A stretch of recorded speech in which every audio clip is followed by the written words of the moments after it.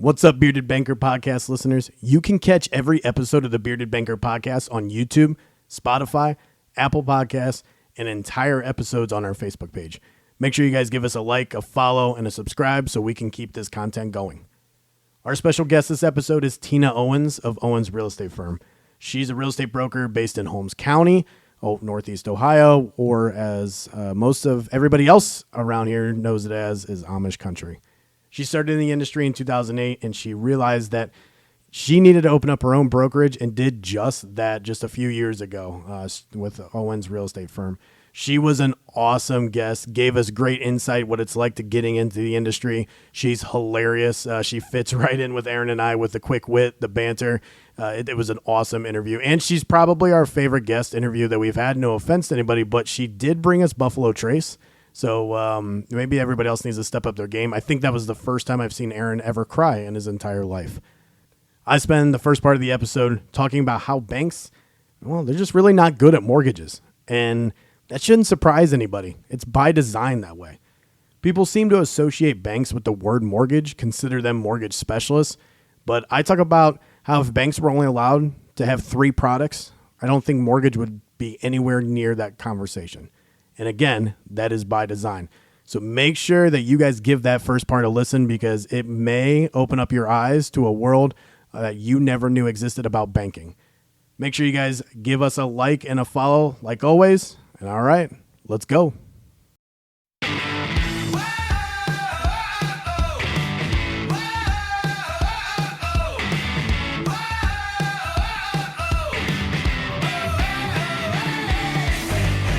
It's like Dags. You like Dags? Oh, you mean dogs. Welcome to the Bearded Banker Podcast that is brought to you by Alcova Mortgage and the Alcova Can-Do Pre-Approval. A pre-approval that guarantees your loan or pays the buyer and the seller of a property if your mortgage pre-approval falls through. Call us at 330-758-7542 to learn more. Alcova Mortgage, Equal Housing Lender, NMLS ID number 40508. Michael Swigert, NMLS ID number 1240868. NMLSConsumerAccess.org. Terms and conditions apply. All loans subject to credit approval. Now sit back, scroll through Instagram, keep overstimulating yourself, and enjoy your host, Michael Swigert. I have a hat on to talk about banking. Is that your banker hat? My bad. Sweet, right? Can you imagine? That was the worst part actually working in banking was the uniform. Yeah, you don't like Khakis. polos. No, I don't like, first of all, I don't like matching anything. Like, I don't like anybody matching. Like, we all wear the same thing. That sounds terrible. We look like idiots. Never a chance. Number one. Number two, it was the sweater vest and the collared shirt underneath and the slacks. And you look like dorks. Look, I'm going to go get some coffee at Starbucks. So the bank I worked at, I'll just say it, they're not there anymore. First Merit. Dun, dun, dun. Yeah, we would have to wear the sweater vest and the neck, the button tie. You had like no tie. Okay. You had like 4 outfits that you could wear. So you had a blue shirt, you had a white shirt. They all had to be First Merit, and then you had one blue sweater vest. So you could do the blue on the blue because it was 2 shades of blue. You could do the white on the blue. You could wear the blue shirt. You could wear the white shirt. And God, I'm falling asleep just listening. On Fridays, to the occasionally matching shirts. Yeah, I had a polo. I think we were allowed to wear that on Fridays, maybe, but not jeans. Like you still had to wear. Was I allowed to wear jeans? I don't know. It was wild to me. And they're not there anymore. You said, did they get bought out? They got bought out by Huntington. By Huntington. Because it's the name of the game. The name of the game. Which you and I were doing some show prep, and let's talk about banking. Yeah, small town banks, big time banks. What do you got? All banks involved. Now, what is a bank? no, give me your money. Yeah, John Dillinger loved banks. Oof, I love John Dillinger. Yeah, it was a good Public Enemies. Mm-hmm. Yeah, it was a good movie. Johnny Depp. It wasn't that good of a movie. It could have been better, but it was a little too long. Accepted. Little too long. But no, so we want to talk about banking because, well, first off, we had Tina Owens on the podcast. Great guest. So much fun. She got us a gift. So every other guest, like, we're calling you out. She got us Buffalo Trace. We're keeping her thank you card right there, and then we got some koozies. Right there. What's so hard to point at? Right there. Yeah, we got some koozies. So thanks so much to Tina. She was a lot of fun. Like, wow, I always say our guest is a lot of fun. She was the most fun. Doof.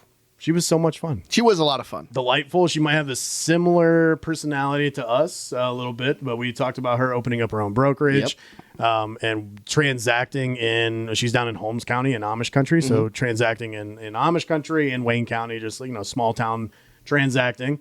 And one thing though, we mentioned a little bit about not taking days off or it was good. It's good. So if you're thinking about starting your own business or becoming a real estate agent, this is the episode. Yes.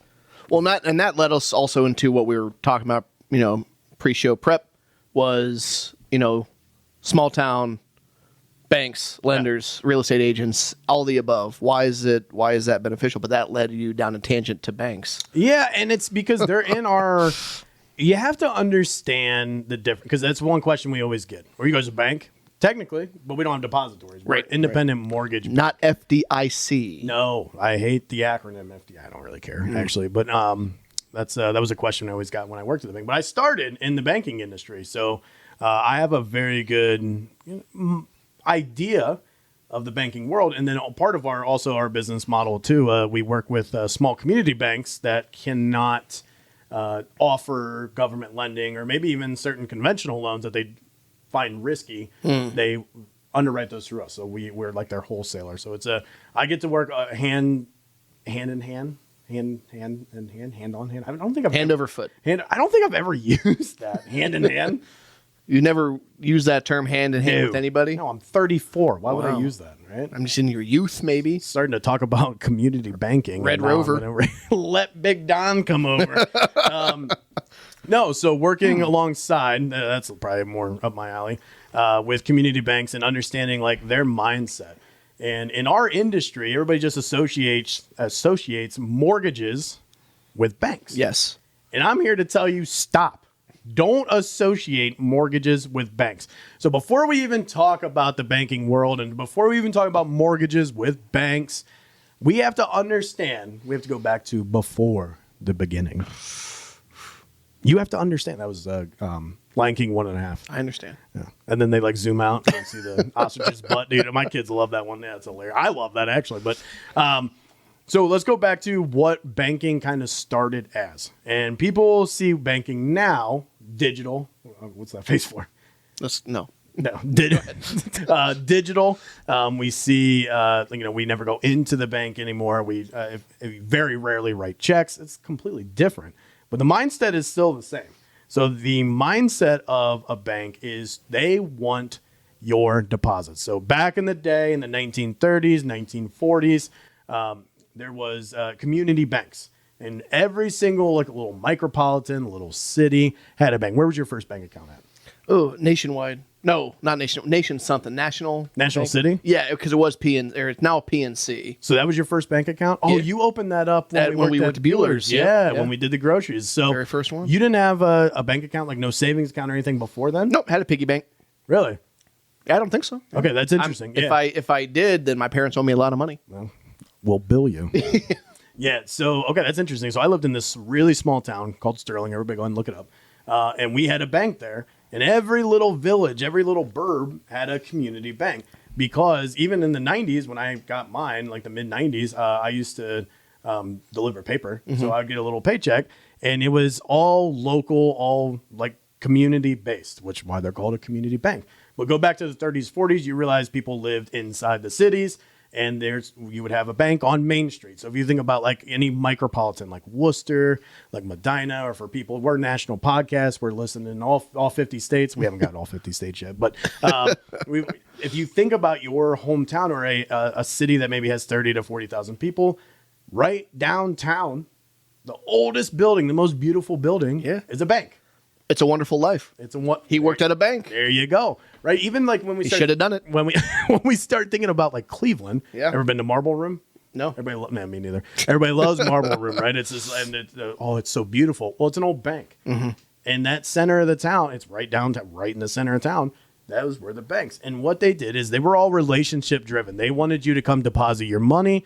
In turn, they would cash your checks. They would hold your money, give you a little bit of interest, and then to make money, they would loan out your money. Mm-hmm. Banks' number one thing they want: money. A little side note. Do you know? You don't say. Yeah, they want your deposits. So a little side note, do you know who has more money on deposit than the banking industry? No, Insurance. that makes sense.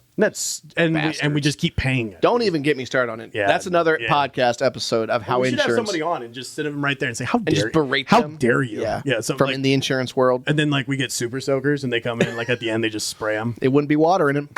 So we just clap. Yep. Yeah. Well, All right. Well, anyway, insurance. so yeah, we'll talk about insurance later. But so they want your money. They want they want your deposits. And the reason why is because they loan it out. They also invest your money to make a higher return. And that's when the Federal Reserve starts to get in, and that's where like banks loan their money to other banks on short-term basis. So they want to have your money. Now, banks also take a metric. So like banks started to grow, and it was very simple back then in the 30s and 40s. They would take your money on deposit, give you money. How would we give you money, Mr. Howe? Well, you're good for it because look, we know you. Yeah, I knew your father. I knew your father's father, right? I knew that's how it was. And then banks innovation is capitalism drives innovation. We don't want to get political, but it is what it is. And they started to realize, how can we make more money?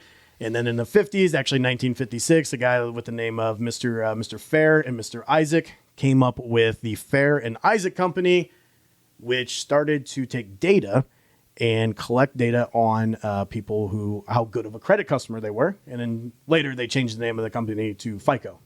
Bastards. And then you started coming up with your credit scores. Yeah. Then the banks moved from Main Street and they went to Wall Street. It's an interesting And history lesson. they realized that they could start to make money by loaning to people they had no idea who it was, right? Because they had FICO would sell them their data. You could they could expand greater than just the little towns. Yes. Anymore. Wow. Yes. Wow. Okay. Banks only did that to increase their reach. You're a history major. So what happened after World War II? We moved out of the cities. Yeah. Right. So it's either we got to follow the money. GIs came back, we settled down, started making families. They had to own them somehow. And in suburbia. Yeah. So now we're moving out of the city. So that's what FICO actually changed your life more than anybody knows. But we can talk about that on another podcast. But what banks started doing is they realized, well, we don't have to follow them anymore, but we could grow our reach because we still need their deposits. I can't make money if I don't have money. So number one thing. So now let's fast forward to today. Number one thing still that banks want is your deposits, and they do not care about your mortgage. Dun, dun, dun. The only reason that the bank writes mortgages is not a moneymaker. They do it because they do not want you to go somewhere else.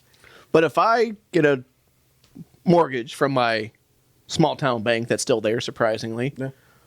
Which we love. in 5-10 years, can I just still pay it from at that small bank, or will they sell it? No. So they will keep it in-house. Okay. But the number one thing that banks hate is the word risk. They hate that word. That is the number one word that the only constant in the banking industry, in the lending industry, is change. It's the only constant, right? And there's a lot of industries like that, but banking and lending is always changing. The one thing, though, that is the only constant outside of that they don't like to talk about, because it's a bad word, is risk. They hate risk. That's why you have underwriters. That's why the people with the most, people that are paid the most, rather, at a bank are people that look at risk. That's it.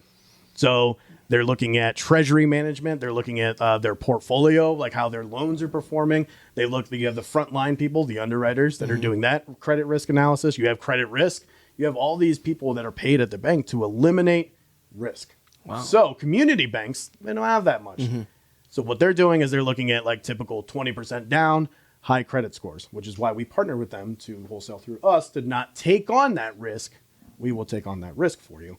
So what banks started realizing, though, is that if we do not offer mortgages, if we don't offer 3% down, 5% down government loans, some of the bigger banks take those on, then they're going to go somewhere else, and we're going to lose your paycheck. We're going to lose your savings. We're going to lose your auto loan. That's what their concern is. Banking rates you. I want everybody to understand this. Banking rates you on how good, how perfect, they call it the perfect customer. So you get a rating inside a bank, and they look at, do we have your checking? Do we have your savings? Do we have your Roth IRA? Do we have your credit card? Do we have your car loan? So every time you get a call from your banker that's trying to sell you something, they're doing an account review. I can't wait. We're gonna get so much shit for this. You're gonna do an account review. Can you come in and do an account review? And they got a little placemat on there. I used to do these, and I'd be like, well, we don't have your credit card. We don't have your where's your mortgage at? Like, you learn all about them because we want that, because we don't want them going somewhere else. We don't want them to going to a Chase. We don't want them going to a Wells Fargo, who now both of those will not really take your mortgage on anymore. But we don't want you going there because we're going to lose our big moneymaker, and that is your deposits. And there's like some stat that they go like, so look at you. You open up your first, would you look at yourself? You open up your first checking account at a bank that was acquired by PNC. Yeah. And I don't know if you want to share, but you just did. That's your same checking account, right? Yeah. We don't leave. We stay with our banks. It's hard to leave. It is hard to leave. They do make it enticing, because if I looked into going to Huntington for that very purpose, because I wanted to buy some investment properties, so I'm looking around for commercial loans and stuff like that. I will be honest, the guy who I spoke with, I won't name names, but the representative said, we want your business. We want to be your bank. Yeah. We want your checking account, your credit cards. We want everything through here. If you do that, we'll give you a better deal. Yeah. Well, no. You're an idiot. I said no. So you remember when we had Jed and Brock on? Of course. And they said, like, I spoiled the story. I was like, oh, because they want your deposits. Jed looked at me like, yeah, that's what all they want. So banks, when you're going to a bank, and I have two right now that we're saving from big name banks. We won't mention the names of the banks, but that look. First of all, the loan officer had no idea what was going on. Second of all, the fees were a little bit higher. Third of all, they couldn't get a hold of their loan officer. They're not good at mortgages. Right. Banks only write mortgages because they have to. We write mortgages because we actually believe in making a difference, and that is all we do. You want a checking account? Go to the bank. You want a savings account? Go to the bank. You want a credit card? Don't offer them. We only specialize in mortgages because we talk about the triangle business. I know we've said that so much, but speed, quality, price. Banks have maybe none of those. When it comes to mortgages, they're not good at writing mortgages. Their turn times are slow. They don't have all of the loan programs. They're hard to get a hold of unless it's during banking hours. Right. And they're not always the cheapest rate. Well, why is it? Okay, so we joke that a lot of our best referral partners are banks. Yeah. Because they'll drop the approval, they'll drop the mortgage with just like one red flag. Well, they'll deny the loan for something stupid. But okay, so if these banks want to keep these people's businesses, like their deposits, why are they dropping them? They tried as so hard often? as they could. They try that's because, as hard because as they could. think of the fat cat, Mr. Banker, sitting there. We need to offer mortgages. Okay, well then that's it, right? Well, I'm going to hire somebody to run the mortgage department. I'm going to hire loan officers to be on the front line selling this. I'm going to have underwriters. All right, we're offering that's good because it's not their moneymaker. That's not what they're in business to do. They're not in the business of lending money anymore. They want your deposits. That's the number one moneymaker for them. Wow. And they don't want underperforming loans. They don't want the risk. So they're just literally like offering it to say we offer it. When was the last time you saw a big bank advertise on TV talking about getting a mortgage? That's what I'm saying. I can't recall. They don't want it, but they offer it because they know, number one, they have to, because you're the first stop when it comes to money, which is why we call ourselves the Bearded Banker. That's why I've always said I want to make sure that I brand myself the Bearded Banker, because I want people to stop here, figuratively. I want them to stop here first. I want them to call me when they think credit card. I want them to call me when they think checking account, because I'm going to point them in the right direction. Right. Not, let's do an account review and go over everything you need. And I'm throwing shade at bankers, which that's what I started as. I'm very grateful for my time in banking, but it kind of opened up my eyes to the point where now I'm starting to get I'm getting pissed off. I am pissed off because they're doing a disservice to their clients. They're overcharging them, and they're not putting them in correct loan programs. And they're getting they're getting real estate agents in our market pissed off because they can't get loans closed on time, which is just wild to me. Well, do you think it's a generational thing too, that like our millennial generation, again, if I didn't know people, I would assume, oh, I'm with PNC. Let me look at their mortgage. Yeah. Like, is it a generational thing that we're too loyal to our banks when it comes to that kind of thing? I don't know if it's generational, but it's our DNA. It's our mindset. Yeah. You think bank when you think mortgage because you're thinking financial, and Right. It's just like when I worked at the bank. You know how many people called about financial advising?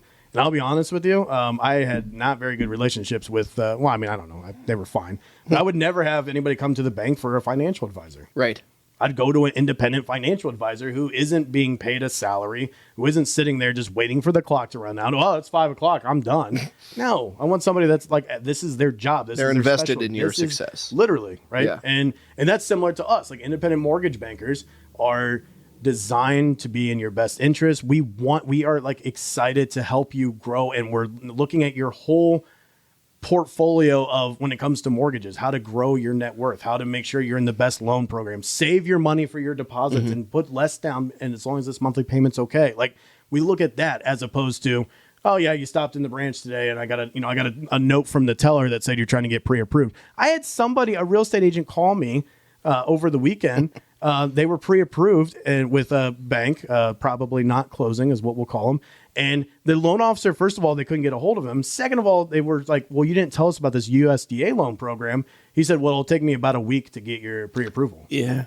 And obviously we had it like the next morning and we're good to go. But it's like, so are they actually looking out for your best financial interests? No. Are they good at closing your loan? No. Do they have the best loan programs? No. And what we're learning now is they're not the cheapest at all. So when people think like, oh, the bank's going to give me my best interest rate. No, they're not. And good luck getting a hold of them. So a term we use a lot when, just in our day-to-day when we work with agents and even other affiliates is the relationship versus transactional. And I'm going to even go out and say from that and just from my own experience, like helping people away from these banks, they're neither. No, it's like they're definitely not relationship driven. They'll say they are till the cows come home, but they're definitely not relationship driven. And maybe the people at the bank are, but the people above them are not. Yeah. Right? The process itself, right. and then the transactional driven, it's just like, it just seems, that is case in point. It's like they didn't look at the options. They didn't look at the best out there. And there's good. I'm not like throwing the loan officers under the bus. I just feel like they're like fighting a war for a side that's just like, gonna lose. Or like that just doesn't have their best interests at heart. Like let's get political here. They're like Russia. Just go die, go die, go die. Right? What's the Russian tactic here, Mr. World History Major? They will win throw bodies by throwing bodies. Yeah. Right. And unfortunately, I feel like that's kind of similar to the banking world when it comes to mortgages. They put these loan officers out there, and some of these loan officers were like, not originating. Well, first of all, they don't have to take the same type of, we know they don't have to be licensed. Right. They just have to have an MLS number. They don't have to take the 24 hours. They don't have the continuing education, blah, blah, blah, whatever. But I just feel like they're taking people, maybe not the most experienced, and they are all, and it goes back to it. The big fat cat at the bank is just like, oh, we have to offer mortgages. Have this guy do it. Have this woman do it. And they're just thrown to the wolves. So I don't know. I just feel like, people have that mindset of the bank's going to do it. And if you're a real estate agent listening to this and you get a pre-approval from like, even if it's a local bank, I mean, it's mind blowing to me when I hear like agents are like, oh, yeah, I saw they had a pre-approval letter from XYZ Bank and we know how that goes. Yeah. Well, I want to know, and maybe they're not allowed to say this, but I would like to know a listing agent that gets a pre-approval letter. Can't do that. I know what you're going to say. Yeah. Yeah. I know. So say like, hey, I need you to go get pre-approved with somebody else. No, I'm not going to like. No, I'm not asking them to like direct them. No, I'm not asking that. I'm asking, do they explain that to the seller? 100%. Like, do they say, hey, now this person is pre-approved through this bank. I've had issues with them in the past. 100%. Which is, I think, what you and I talked about was at the last podcast, where like, as a loan officer, we only have one product, right? And our product is our pre-approval letter. Right. So. Absolutely. I know for a fact that listing agents have like called and said, hey, we accepted your contract because we saw your pre-approval letter and you do such a good job. I know for a fact they do not accept offers because it's from a certain bank where they're like, yeah, no, it's probably going to be an issue. Well, probably not going to close. And yeah, no. I know the letter from the agent's perspective matters. I'm wondering like, maybe I shouldn't be asking an agent. Maybe I should be asking a seller of a house. I think like, a good agent would educate their sellers on that. Yeah. And that's the value of working with a really experienced, real estate agent, yep. Which we always harp on. But yeah, and we're not accepting some crazy offer that comes with, government financing from a bank that literally, we already said it, but probably not closing. So that I would hope that a good listing agent would do that. But Yeah. hopefully this was good for people to understand it. Now, I'm not knocking, like, banks can still close mortgages. I know we're going to have people that are going to be like, oh, I had a great experience with so-and-so. Good. But on the whole, Austin Powers. 2. Yes. Not gold member. Spy Who Shagged Me. Spy Who Shagged Me? No, there's Austin Power. Oh, yeah. Man of Mystery and then Spy Who Shagged International, Me. yeah. Spy Who Shagged Me. Yeah. Heather Graham. But we know that there are scenarios where they do fine. It's fine. Yeah. But overall, especially when it comes to a first-time home buyer, especially it comes to somebody who's self-employed, especially when it comes to somebody who maybe not have the best of credit, not enough to put down, they're going to give you it's going to be hard for you. And it's also going to be hard for people with that are A paper, right? And it's just because, again, that is not their mindset. If they were to sit there and list if a bank was literally sitting there and saying, you have 2 things you can do moving forward, mortgages are not even on the list of 5 things to do. And here's another one too. And along those same lines, like you go to a real estate agent as a buyer or a seller, you're moving, you're buying a new house. You're not pre-approved through anyone. You ask them for some recommendations for a mortgage lender. Mm-hmm. They're going to give you people like us.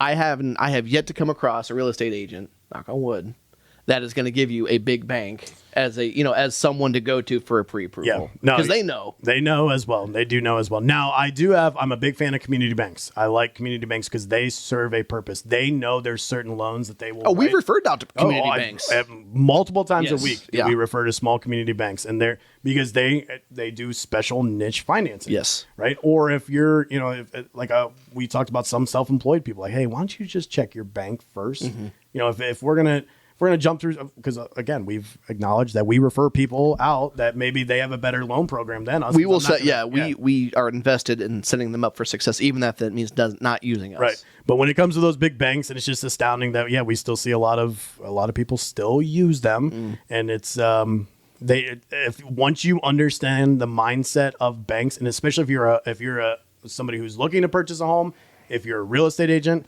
I need you to understand one thing is that the big regional to national banks, if they were to only offer, let's say if they were to only offer 3 things moving forward, 3 products, none of them would offer mortgages. None of them. And we saw that in 2020 when everything started hitting the fan. All of a sudden they're like, yep, we're out of the market for a little bit. We're not coming back into it because that's the first thing they get rid of. They only want to write a mortgage to retain the relationship or to grow we want your deposits. We want your checking account. We want your savings account. We want your certificate of deposit. We want your Roth IRA.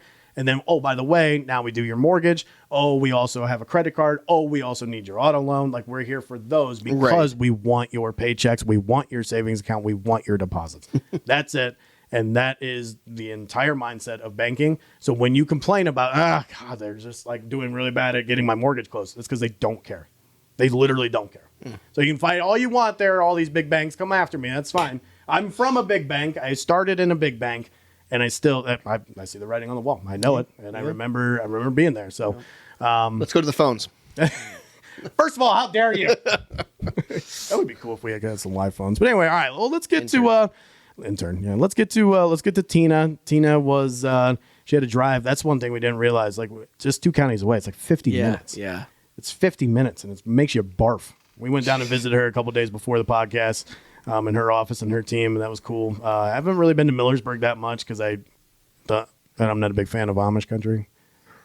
I think we know. Yeah. This is just not a huge fan. I always barf on the way down. It's always too hilly. Yeah. There's too many buggies, and But anyway, so she was great time. Yeah. She's gonna we talk about the General So's contest. She's gonna join us again for when we do Monopoly. That. Yes, and karaoke. Yes. So we got a lot of things on the horizon. We have a cool event coming up in May or April. May, I can't remember. It's I think it's May for the Board of Realtors that is here in Creston. We're going to get her mic'd up for that as well. Oh, okay. So we're going to have people follow us around. She is such a hoot. So that's at the barn. Yeah, right? that's going to be. that's going to be fun. So she doesn't even know that yet, but she's going to be. So we should. No, she won't listen. She better. We'll put the microphone on her back like a kick me sign, so she doesn't know she's mic'd up. So we're going to follow her around the whole night. She's going to be like, "What is that? Nothing." Have Jake Gyllenhaal with a boom mic. Follow her. I know that. That's a camera. No, it's not. That's it. We're good. That's What it. song do you sing at karaoke? Oh, Hank Williams Jr. Go Wait, ahead. what? Born a Boogie. Go ahead. No, I don't even know. No. No. I don't even know. So we got these new speakers too. So like, because we're gonna start doing like, well, we've already done a couple live podcasts, but we're gonna do it Okay. so you can hear it. And I wanted to play music, Yeah. but we're gonna get a copyright. 'Cause We're I have no also- idea what that song is. We're also going to do pop-up karaoke bars. And like, Not you. Him. okay. What? I don't. No, that's a Like good Hank idea. Williams Actually. Jr.? No, I know who Hank Williams Jr. is. I just don't know the song. Sing it. I just feel like my heart broke. No, no If way. you sing it, it'll be filled. No. Yeah, I don't. I literally. Another I'm sorry. day. I'm sorry. Whatever, dude. Maybe if we had some Coors Light or whiskey or something. You know, so we used to have. We do have whiskey. Yeah, We probably have like the stuff for a full bar here, and then we told you about our other. Did I tell you about our other office? Yeah. Yes. Yeah. So that's super. It's yeah, a that's lounge for literally a full agents, bar. yeah. But we used to have a kegerator here, and it was mostly during COVID. And then like we had like Xboxes in here, and everybody's like, "I want to work here so bad." I'm like, "That beer is like a year old, and I don't even know where the cord is for the Xbox. Yeah. Like, we never turned it on. Like it sounds really cool, but Yeah. we like, Brought it in literally here never done once, it. and then we got busy. Oh, Well, that's funny. or Well, like that's a good thing. That means you're not. That means you're working. Right. It and means not you're playing. working, right? Yes. Right. That's the thing, and Yeah. people don't realize about our jobs too that we can work all the time. Or yeah, anyway. We don't have vacation days like, Right. we're not 9 to 5. Go on vacation. Get busy. Where's your favorite place to go on vacation?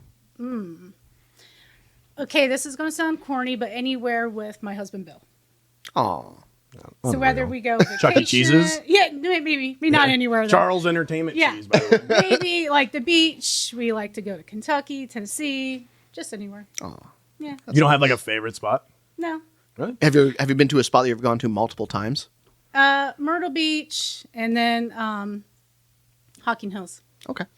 Honestly, sometimes wherever there's no cell phone service. So like your backyard. Actually, That's what I mean. Like yeah, like I'm like Yeah. we were driving down there and I'm like, well, this isn't working. Okay, we'll get Yeah, rid my of this. GPS And is. it takes a lot for us to talk smack about not getting cell phone service. Yeah. 'Cause look at it, right? No, so up until maybe a year and a half ago, there was no cell phone service at my house. There's Really? still no cell phone service at my house unless I use Starlink.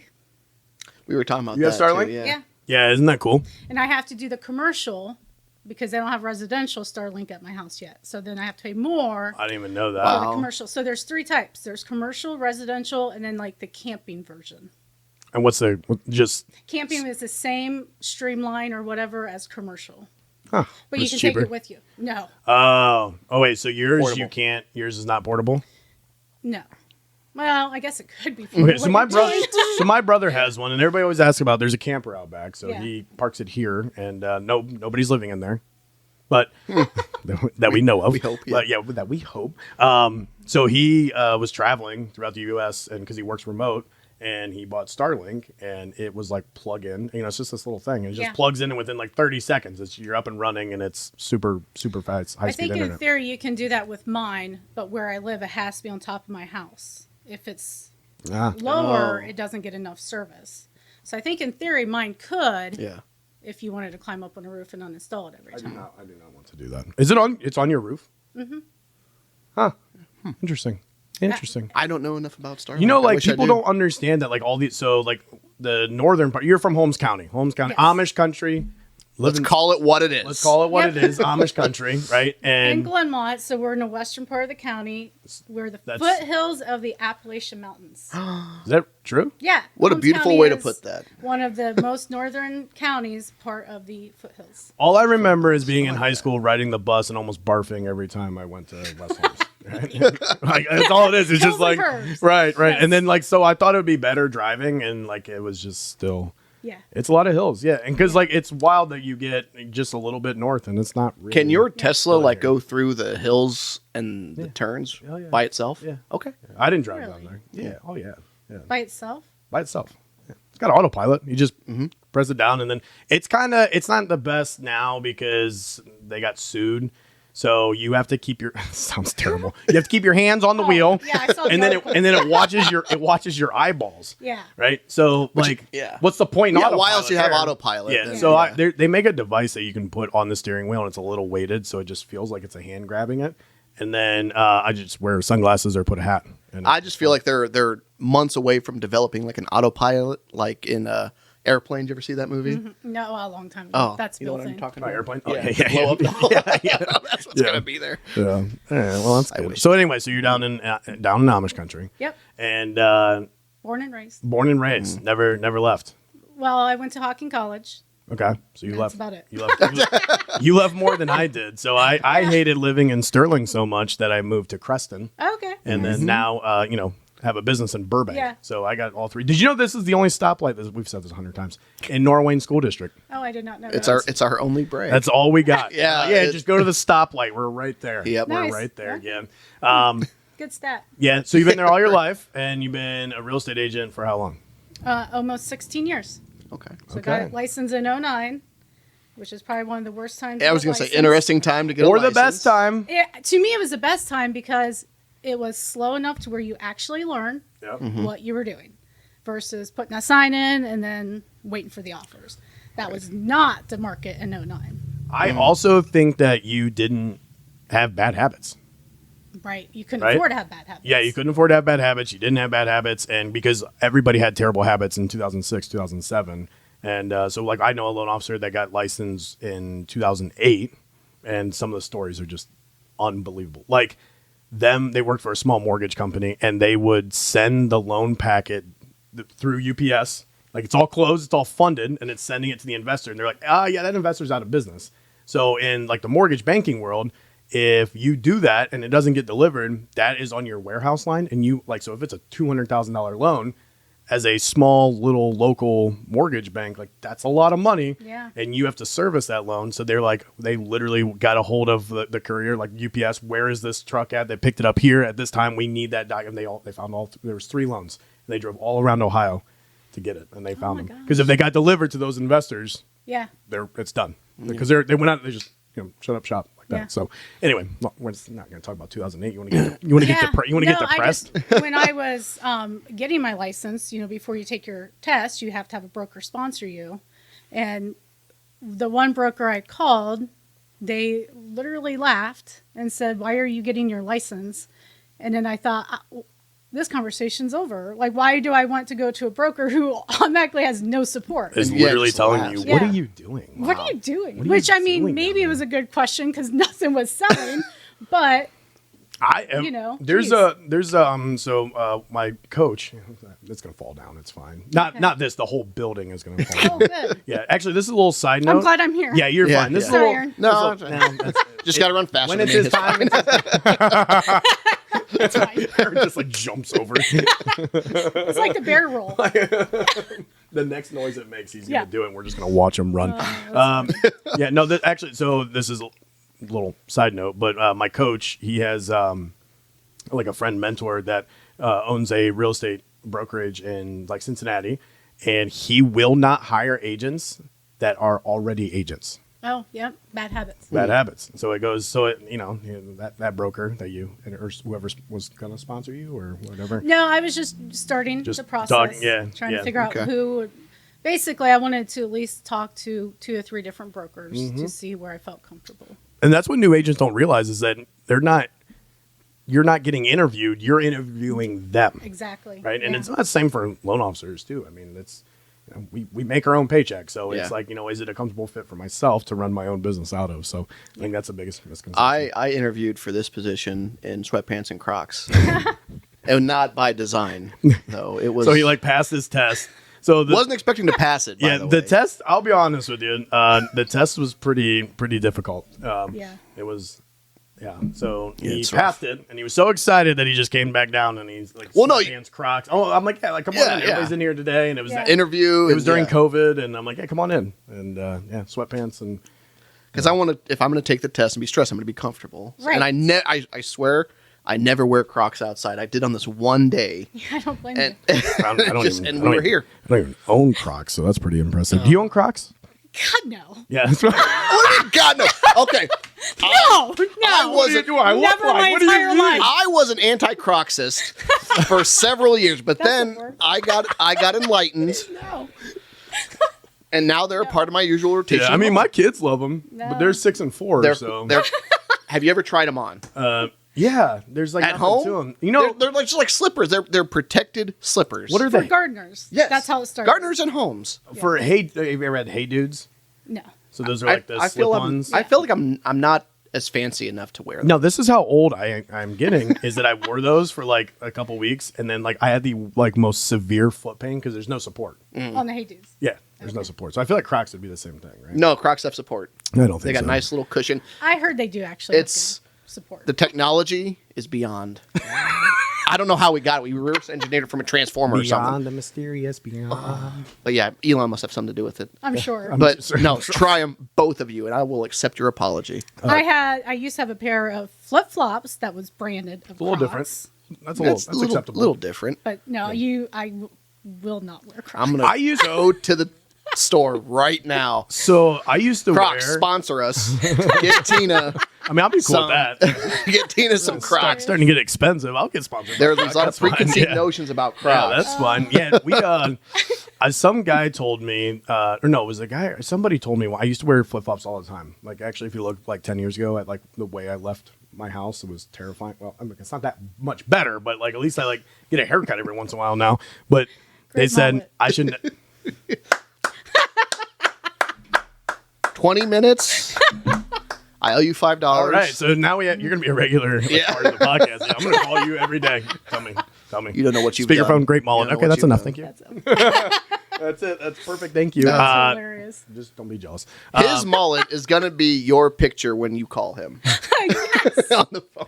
It's so funny. It's either, because your admin was like, work and cut your hair. Yeah, Yeah, she did. So it's either like people are just like, what is that? Or people are like, yes.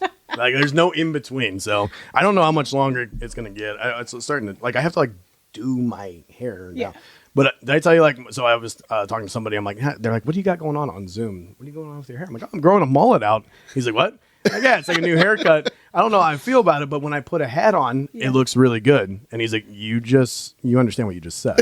Yeah. When you cover up your haircut, it looks good, right? When it's Oh, protruding gosh. from the back, Yeah, I that guess there's that looks sweet. Yeah, or like a emo country music singer. Yeah. You like you do like country music? Yeah, oh, yeah. Yeah. Okay. All right. So let's go back to real estate. So gotta go back at some we point. really I need guess. somebody here to keep us on Yes, schedule. indeed. Yeah, that's what My I'm saying. gosh. That's what I'm saying. Yes. Woo. Anyway, Crocs. Yeah. Yes. No. About the Crocs. Real Yeah, estate. you could be like a real estate agent with Crocs. Like that's a pretty good brand. Croc estate.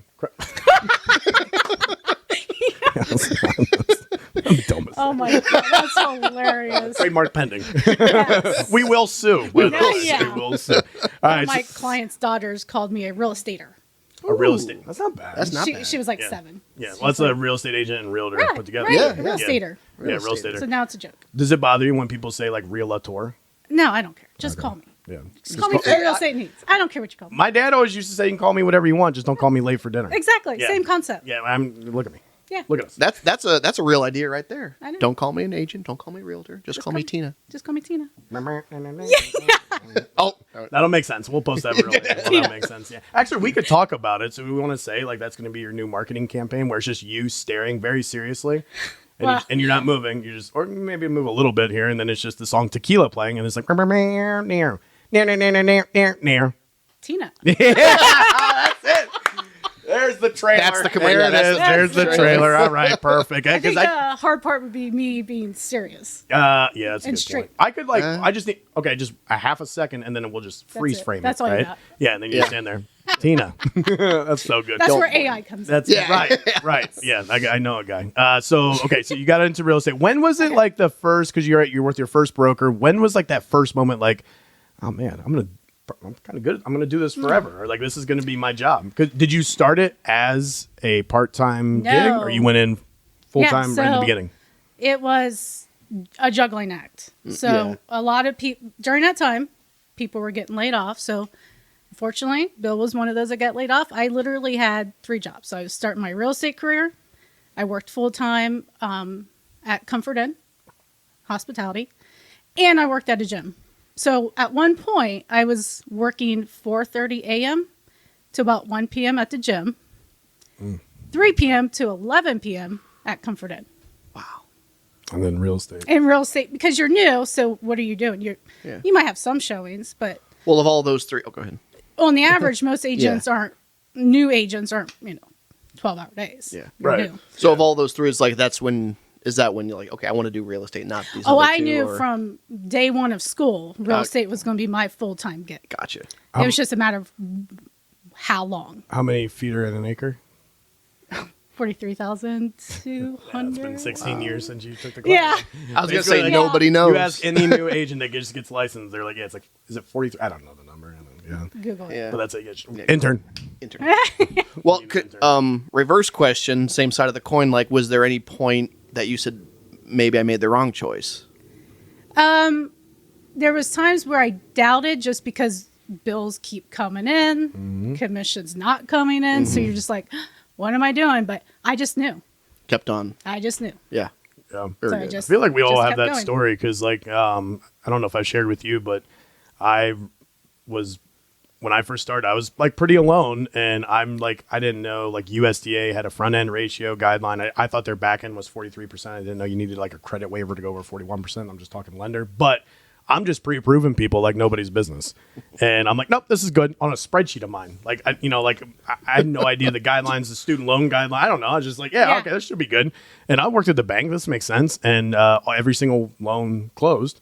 Never had. Well, I mean, everybody has some issues when you're first starting out, but that's when I was like, uh-oh. Like hearing the other stories of everybody else and now talking about it, I'm like, oh, this is like when I knew I was supposed to be doing this, apparently. Yeah. Which I wish I could have been like something cooler, like a rocket scientist or something, or like be good at that, or like golf. Now that would be cooler, but no, it's lending, unfortunately. So that's my moment. Well, Yeah. Did you have a dream job? I was gonna Or is sit this there. it? Yeah, I see it. Now it's probably been real. I've always been obsessed with Monopoly since a little kid. Ooh. So I've always just had a passion. And I remember looking at the property magazines in like junior high and high school. And I'm like, gosh, these agents are cool. Yeah. And I can still remember some of those agents and they're still in the business to this day, actually. That's cool. Yeah. That's cool. Monopoly night, mic'd up. You want to? Yeah, I It's gonna get get into violent, it. Yeah, though. I get. It's gonna get violent. Aggressive. Wait, do you make deals? You make deals or no? Oh, yeah. All right, Okay, perfect. all right. And do you ever mortgage your property? No. Goodbye. This will be over quick. This will be over real quick. Nice. No. Cash is king. Sorry. Huh? Yeah, well, that's what you do. You get the cash, right? So That's yeah. true. Not according to Mr. Monopoly. Yeah, that's right. Does he have an actual name, or is it I think it's Sebastian. really Sebastian? No, I just want to Monaco? meet somebody named Sebastian real bad, or Bartholomew. I've never. You know a Bartholomew? No. In Amish country, you don't know about Bartholomew? I don't No. think so. I don't think that would be a Bartholomew. Well, let's Yeah. go. All right. Interesting. Okay. All right. Yeah. Just He's gonna look Facebook. hilarious. Anybody with mutual friends named Sebastian, just add them real quick. All right. So in Isn't there a cat name? Isn't that like a Disney cat name? Bartholomew, Sebastian. Sebastian. That's the cat. crab. Yeah. in Oh, Little yeah. Mermaid. Under the sea. yeah. That's it. Yeah. Okay. So back to real estate again. We're gonna need like a bell. Like, Yeah. Back to real estate. How do you spell Bartholomew? So No clue. then were you on a team or were you just by yourself? No, I was always by myself. Always by yourself, which is impressive because Yeah. normally new agents start with a team. Which do you recommend? Or do you recommend a smaller brokerage that somebody's going to help you like manage or? I mean, I'm biased. Of course. Because I'm a smaller brokerage. Yeah, we'll get there. But there's advantages to a team, but overall, no. I think agents should trust themselves enough to run their own business, Yeah. create their own clientele, do their Yeah. thing. I think you're at the mercy of somebody else. Well, do you? Well, and that's same light. Do you have any like way? Not I don't want to say key to the mint, but anything to tell aspiring young agents getting into it? Just be consistent every day. Yeah. It is every day. You got to Yep. work your Yep. sphere of influence Yep. or social media. Every day you have to do something. They always see the Even on flexibility. Sundays. They see the flexibility. Yeah, it's your guys' busiest time, Yeah. right? So they always see the flexibility. They see the like either traveling or they see, oh, you get to go to the gym at 11 in the afternoon or 11 in the morning, or I'm going to be able to do this at my kid's school or whatever. They see that, but what they don't see is the 9 o'clock phone calls at night. The agents calling us at 9:30 at night on a Saturday. I got to get this offer in by tomorrow morning. You should do better. Why didn't you get it? That information Yes. was great to me Right. yesterday. You're right. Right. Like, hello, we're here for like 80 hours in the week. Yeah. All right. No, we still accommodate. But yeah, so it's never ending. And if you're not consistent every single day, what we do now, and this is what I talk with loan officers here, is like what you're doing now is your paycheck in 90 days. So your activities today, every single day you should have your non-negotiables. You should have either 5. I always say like the 5. You should be doing 5 things, whether it's 5 quality conversations, whether it's selling at some level. You have to be doing that every single day. Otherwise, you take a week off, a couple of days off, in 90 days, you're gonna be like, Yep. you could get lucky and maybe you get the random contract to pop up or a random buyer, but Don't count on it. yeah, don't count on it. Constantly planting seeds. Yes. Yeah, your activities now. Absolutely. Yeah, and so that's, and I think people, Another everybody Office looks for the reference. shortcut. Oh yeah, you love The Office, right? Yes. Okay, that's Yes. good because First person on here that loves the office. no, Yes. I think they loved it last time. The Taylor and Grant. Oh, Yeah, good, Yeah, good. but we were making references. I don't think they've seen it as much as us. Yeah. Yeah. So you've gotten up a lot of our references. So. Yes. I hope. Yeah, that's, Yeah, I that's know. what she said. He called me assistant to the sensei earlier. So Yeah. So that's Talking about his business card, and I'm like, that's what it should Yes. really assistant say. to the sensei. Yes. That's exactly right. Yeah, and it's not as we've talked about this a lot. Where like it's the Instagram lifestyle. They see Yeah. social media aspect. Of course, I'm not going to post, and that's actually what my coaches challenged me. He's like, maybe start posting Right. the other side of it. Here at 9:30 and running a pre-approval or doing a Zoom call at 8:00 when instead I'm making sure my kids are not up or when they're up or whatever. I have to put them to bed and We have a not be ghost. with them. Oh. It's fine. Is it windy out? It might be windy out. Maybe that's your friend Sebastian. That would be sweet. Yeah. Casper, the friendly ghost, Sebastian. He the was friendly not so ghost? friendly to me. Yeah. Weirdo. Normally I have to pay for that. Yeah. Yeah, but they just see like the Instagram lifestyle, like all Yeah. the positives of it. So Yeah. Not giving the bad news of Right. Joe Yeah. going dead or Yep. not being approved. Or, Right. Oh yeah, you know how many Or the Endless. cold calls or Yes. anything like that. Yeah. Yeah. When's the Get last time you knocked made a out. cold call? Okay. So that probably 09, 2010. Yeah? I don't do cold calls. Yeah.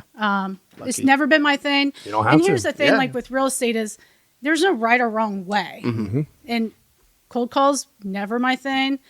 Now I could talk to a stranger in a grocery store for like 2 hours. Right. But if I had to call that same stranger, not going to happen. Yeah, there's so many ways to skin the cat, right? Right. I don't like cats. I do. We don't have any in our neighborhood. I have a cat. I have a cat. We have none in our neighborhood, thanks to Michael. Aw. Yeah. No, it's not my fault. It's not my fault they love my car's tires. I'm just kidding. No, I'm just kidding. It's awful. No, I got a cat and it slobbers. Why? Like whenever you pet it, it just starts slobbering. Oh, Yeah, it's weird. it's like Beethoven. who? Beethoven? dog, Like Beethoven. like The Saint Bernard? like the dog. Yeah, Yeah. Beethoven. Yeah. Uh-huh. That's a good movie. That's a good movie. Yeah. Well, I mean, yeah, it's like a cat though, but you're right. It slobbers like Beethoven or me and Aaron at a Chinese buffet. Oh my God, can we go? I would go today. Actually, want to? You hungry? You want to go to Chinese buffet? Yeah, where's the Chinese buffet at? Medina. Medina up the Oh. road. Remember Ming Hing's I miss me. in Orville? Oh no, yeah, that's right. You're in Millersburg. Did the Amish have any Chinese buffets? Yeah, there used to be a buffet in Millersburg, Chang's. They're still in business, but they took away the Yeah, buffet. that's the- COVID. That's what. Yeah, Yeah, that's what. Ming A Hing's lot of does. them did actually. shame. Which That's- it's a real shame. Real shame. I mean, it's probably better for us. I mean, look at Justin. It hasn't really helped me. Yeah. Well, let's go on that. What's your go-to at a Chinese restaurant? Oh yeah. Oh, I don't know. Maybe General Tso's. I like the steak, classic. pepper, onion stuff. Oh yeah. We still need to do that contest with you though, because he claims he can tell the difference between any General Tso's. around here. Yeah. Yeah, I don't think you can. Absolutely can. All right, we're gonna do that absolutely live, can. too. Interesting. Yeah. So I couldn't. Yeah, me neither. No. Ming Hing's used to have the best General Tso's, like the best. And Asian Wok in Worcester tastes very similar. You give me Asian Wok, you give me the China Garden, you give me like the one in Seville. Ming you give me- Hing's and- yeah. I will tell you I don't think which so. one's which. Guarantee it. All right. Okay, so if you can't do it, what nonprofit are you going to make a donation to? Oh, this guy. Oh, This Oh, guy. wait. You get to pick it then, I'll get you pick your nonprofit. and then I get to pick yours. How Okay. much? How much are we giving? $100. yeah, I'll say 100K. $100. $100. Have you seen interest rates lately? $100. Come on. Like, all right, let's just let's step it back. let's I do like it. it. Yeah. We'll do it. We'll record it. Okay. We'll do it. Yeah, we'll have you back on the podcast to narrate it. Well, Okay. other than Chinese food, what's your like go-to hangout place down by Millersburg? Okay. I don't Shout out really some know. good businesses. Yeah. Really depends on our mood Okay. because Interesting. likes a good cheeseburger. Ooh. So Coshocton and Roscoe Village, what is that called? How far is Coshocton? From my house, Yeah. 40 minutes. Okay. I mean, you're used So to driving here- 40 minutes. Yeah. Right? Yeah. If You're it's just like less us. than an hour, we're good. Right. That's what we said. That's what Bronson, we talked Yeah. about. I'm like, you know how many buddies like that live in Akron? They're like, Yeah. it's a 20-minute drive. I'm like, that's 20 minutes for me to get like, if I Worcester, smoked like a yeah. pack of Yeah. cigarettes, right? So come on, to get groceries, it's a 25-minute drive. I gotta Yeah. alert the family and send smoke signals. But yes, so all right, Yeah. go ahead. So Coshocton's 40 minutes. So a good burger in Coshocton. I think so. Okay. And then we like the Black Fork Bistro in Loudonville. I haven't They been just there. got good food, period. That's it. Yeah. Just good food. Just good food. Good service. Yeah. Good. Good service, fun environment. What about in Millersburg? I really like the Mexican restaurant. What's the name of it? I'm a sucker for good Mexican. El- Just the Mexican restaurant. That's I what just it love is. the Is there Mexican only one? restaurant. Is there only one in Alex owns Millersburg? it. El Buggy. El Buggy. Oh gosh, La Palma. La Palma. Okay. I was All right. close. Yeah. Yes, very close. Yes, very close. Yes, very close. Yeah, Millersburg Brewery's good. They got good cheeseburgers as well. they? And on Thursdays, it's like $1 off or something. Is it? I'll be honest. I've been to Millersburg Brewery one time, and I think it was to get a gift card like a long time Well, ago. we have gift cards. That We have gift cards for winning the trivia night, so Oh, nice. because we're Yeah. smarter than everybody. I heard. Good job. No, it's not good. Like you should. So I'm Sad. finishing editing the video. It's so funny because you can hear like us talking the whole time, and then like so when he's up like on like oh yeah you weren't there. Yeah. So if you like round tied, you had to send one person from your team up to the front, and they would just like ask a question. First one to answer it wins, and then you could just hear me like it's 1994. I'm like saying the answer, and then he's like I don't know. It's really good. You moron. No. All the other people like talking like a little smack about us. They're all a little upset that we won, and Well, they were like, well, who won? And then they look at us. Oh, makes sense. and they're like, it was. It's probably not a good thing we have that much knowledge up there, but we quote movies all the time. Yeah. So like Yeah. when we saw it was 80s, 90s movies, we're like, We're gonna win. We're I walked gonna in here. We're gonna win this. yeah, we're Yeah. literally gonna win. Like just go home. Like it's not Yeah. even worth it. And some people did. We lost. Some people did. Yeah. Well, we lost one round. Yeah. Oh. Yep. That was the very Yes. first round. It was the because first round because it was like chick flicks. Yeah. Oh. Yeah. And that's my Achilles heel. Yeah, like my mom, like Little House on the Prairie. She's big. Or all my children, I would have done good at. She watched soap opera. Yeah, my mom watched it. I just Isn't that wild? Like they Yeah. used to like That's she a would thing. tape it. Yeah, And she would just come home from work and she would watch her 40-minute long soap opera. Wow. yeah. I mean, There's like 3, like every channel had 2 to 3 Yeah. soap operas in the afternoon. Back General Hospital, all my Yeah. children, and One Life to Live. One Life to Live. Yeah. I was gonna say something. I- or something. I- yeah, I'm lost. yeah, and they were in that order, Never and watched again, any of them. And they always talked about Dallas. My parents always talked about Dallas. Now that's like the city of Dallas or the show, TV show. the TV show. Yeah. That's from the. Well, Office, that's too. Dallas. Yeah, Yeah, I remember and that. I've never watched that either. I watched the remake that was in the early 2000s. I for couldn't a even hot tell you there minute. was a Yeah, remake. not Wow. a chance. Yeah. Not a My chance. goodness. All right, so Millersburg. Oh, Blue Moon Bistro in Holmesville. Is that the one that I drove past on 83? Probably, right? yeah. Yeah. Amazing. It looked good. Okay. Yeah. Good breakfast, lunch, dinner, everything. Really? Mm-hmm. Yeah. It's just like the drive back is going to be a little, brutal. We just had like a straight road. That'd be cool. You know what I mean? That would like be so boring. Have them start working. I mean, I literally, so I was like, there was like a car in between us on the way back from your office, and I like almost got in an accident like 6 times because I'm like, why are you braking so hard? Yeah. Yeah. So if you're not from or have like, it was like a commercial van of some sort. Yeah. And they had a 216 number. So they're from Cleveland. Right. So they're like, oh my gosh. Yeah. They're dodging buggies and yeah. Dodging those motor scooters. Yeah. Yeah. Oh, those are awful, those e-bikes. Yeah. Because you think you're approaching a bicycle, Yeah. and then all of a sudden you're passing 50 45. Yes. Yeah. to pass this thing. I was telling the story. I would do pretty I always do dangerous. the Egg Fest at Colway. So they have it in Charm. They have a like Colway. I don't know. They sell grills and stuff. So they do like a big green egg festival. And so I was driving Oh, to yeah. Sugar Creek to get some meat, and I'm like trying, like I'm almost like hitting cars because there's an Amish on e-bike and they're going 45 miles an hour and then they slow down when they go up a hill, you know. Yeah. It's like, Yeah. all right, I'm gonna go around you now, and then like now they're passing me. I'm like, man, yeah. So that's new. That's new. I think there's some things in the works to help regulate that. Is there? For safety? I'm pretty sure I heard There that has to somewhere. be. Are you involved in like anything other like outside of the real estate, like in the Millersburg area? So, current president of Millersburg Rotary, going on 2 years. Rotarians. Yep. Go Rotarians. Yes, we're the best. I was in the think. Rotary for 2 years. You were. I was. So you're not. No. Why? Well, we like started a chapter in Rittman, Yeah. and there's only like I think maybe I'll send you the police report. we had, like, Yes. no, it's concealed. We paid for that to be concealed.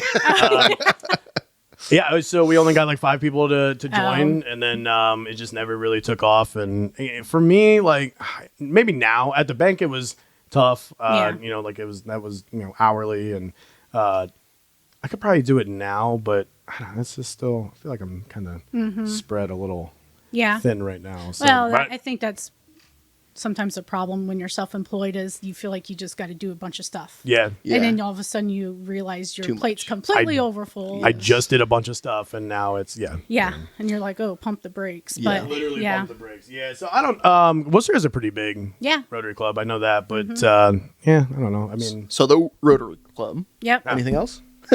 Active with the chamber, Holmes Okay. County Chamber. Actually, Holmes County Chamber, well, not directly through Holmes County Chamber, but some of us started a Holmes County Women's Leadership Institute. It sounds really fancy, but what we do is we meet once a month. Unfortunately, it is just women. And we go to different places to explore businesses, learn about nonprofits, that type of thing. I know that's really well. I don't think I set the tripod up That's correctly. okay. all right. But it's We'll run also a with it. way to like grow your sphere of Yeah, influence. for sure. Yeah. I mean, It's been great. that's the one thing I've changed. I've been talking about 5 quality conversations a day. Have that, and you're able to be around successful people or people Yeah. that's a good quality conversation, Absolutely. right? So And then just learn more Yeah. about the community. So you sure. just kind of know what's going on in your own backyard. yeah. Okay, well, let's go back to real estate real Yep. quick. Yeah. So so then you realized I'm good at this. Yeah. So you were you said you were with Howard Hanna. That was your first Yeah. brokerage? So I started with Howard Hanna in Worcester. They were great. And then I was recruited by, at the time, it was Real Estate Showcase. Now they're RES. I was there for a while. RES had their traditional agents that went with HER, and then RES became just an auction company. Just the auction. Yeah. Okay. Which is big down in our neck of the woods. Correct. People don't Huge. realize that. Yeah, Yeah. it's very big. Yep. Yep, huge thing. Yep. And then when I was with HER, I got my broker license in 2020 before COVID. And then COVID happened. And then I was like, what am I doing? Life is short. So Yeah. I think it was like in November. I was like, I'm going to open my own company. And it took longer to pick my colors than to decide to open my own company. Isn't that funny? Like, yeah, that. you're like, I I love don't that. know about that. yeah. So I kind of like paying somebody to do it for me. Like, Yeah. and then you nitpick and you're like, I don't know. Yeah. Like that. What am I paying you for? Right. Yeah. Yeah. So, well, that's awesome because that's a big leap. What Yeah. was, and no turning back, right? You love every second of Oh, it? yeah, I do. Yeah. Yeah. Yeah. I love it. But I just like being in control. Sure. She's the boss. Yeah. The boss. You got a cup that says boss? Well, so when I was the manager at Comfort Inn, someone gave me a mug that says Boss Lady. Oh, Okay. that'll work. That'll work. I have somebody made me world's best boss. Oh. You know, like when like Michael Scott's. Mm-hmm. Yep. Yeah. Thanks, Aaron. He's so nice, isn't he? He's Yes. very nice. Yeah. Okay. Well, what has been the biggest eye opener opening up your own brokerage, or something that maybe you didn't think would be like, wow, this is like a major part of my life now? So it really should have been the thing I thought about the most is the details. Yeah. Like accounting Okay. Yeah. and all like the tracking of the numbers, like the detailed things. Because the thing that I love about real estate is people and meet new people, whether it be lenders, buyers, sellers. That's what I love. Those relationships. Yes. So I have to so Mondays are my sit at the desk day, get stuff done Yeah. because I don't like to do it. So you got to do it on Mondays. Yep. For me. Get it out of the way. Same. Get out of the way. Yep. Plan out the week. Yep. Sit down. Yep. Sit down. So you try really hard to make Mondays for me the day I sit at the desk. Now, obviously, if someone's like, I got to see a house right here, then that's a little different. But I try so hard to respect that Monday thing because I have to get it done. Have you developed, and this is something I'm even working on too, have you like developed like the what's it called, like the power of no? So like the busier you got, so like have you learned to say like no to people, like no, this is Monday, I had time on Monday, moving forward. To me for years to get on the podcast. You just asked me like 6 months ago. That's a long time ago. You just asked me. Was it 6 months ago? I feel like it was like in December, so it was a pretty Maybe quick 3. turnaround. Yeah, that's a quick turnaround. Yeah. Maybe I'm not getting Whatever, good dude. Gotcha. No. Told you there's no gotcha moment. There you go. Yeah. Gotcha. Joan, gotcha. Wait, you watch Parks and Rec too, or no? Oh, I used to. Okay. Yeah. Well, because Remember it's the not on anymore. well, remember the Joan Gotcha? Joan Like calls Joan, me, like yeah. she was the Oh, news. yes. Gotcha. Gotcha, right there. It says. Yeah. We'll put your picture out there. Yes. Gotcha. There it is. That's a lot of work. I probably won't. I'm the one that edits all this. Okay, no, Okay. probably not. This little picture Yeah. of me just floating around. I could probably do that. No. Okay. Power of no. Yeah. So that is still very hard for me because I'm a people pleaser. Yeah. I'm a yes person. But so as president-elect of our association, we are going through a boot camp. And it was our first boot camp, which was during a winter conference. And the lady who's in charge of it, Mary Ann, I don't remember her name. Doesn't matter. Mary something. She said, by saying no, you're actually giving an opportunity to somebody else. So just recently, I was asked to be on the board for Goodwill of Wayne and Holmes County. Oh. And me being a yes person, I was like, oh, cool. Because I just meet new people. Yeah. Learn new things. Sounds cool. Yeah. I've never been on the board of Goodwill. That sounds like I want to do. So I was like, I'm going to think about it. I'm glad I did. I just took the weekend and I thought about it. And then I thought about what she said. And it's like, that's not my passion right now. It's a great organization. Yeah. I support them, but it's just not my passion. Mm-hmm. But then I thought, if I said no, someone else, that might be their passion. They might miss the opportunity. Yeah. That's a good, yeah. Yeah. And me being that people pleaser, I thought, that's how I'm going to look at it. Like, if it's not my passion, but I say yes, that could be someone else's true passion. That's a really good way to look at that. I didn't either until she said it. I was like, that's amazing. I was so Darren Hardy, I heard him speak, and he used to have Success Magazine, so now I think he's like a coach. I don't know what he does, actually, but all I took away from it, I was barely paying attention. So what I took away from it, though, is like he would interview all these like the CEOs, right? So he interviewed Steve Jobs, Bill Gates at the time, and then who was the other guy back in the day? 2000s. Bunch of CEOs, right? Bunch of powerful people. And he said that the one word that they all said, he talked about 5 of them, they all said no. And it was like the power of no, saying no. And it was what he described as like, you're not saying no because you don't want to do it. You're not saying no because you don't like the person. Maybe. But you're saying no because of the things that you promised and said yes to will then no longer get accomplished, right? So never take it as like a slight. If I say no, if somebody asks me to do something, it's not no because I don't want to. It's no because of what I promised and what I said yes to, I have to take care of. Yeah. So it's not fair to them. Or if you have people underneath you as a business owner, you have employees, you have people that are counting on you every single day. It's not fair to them if you say yes and then it hurts them. Yeah. And you made a promise to them first. So, and if you say like no, and this is what I found. Like if you tell people like no in a situation where it's not your passion or you logistically can't do it, and they get like they take that personally, then that I think says something more about that person and how they act in that relationship than about you. Because I just haven't figured out how to say no to the bartenders yet. You know what I mean? You want one more? Yeah.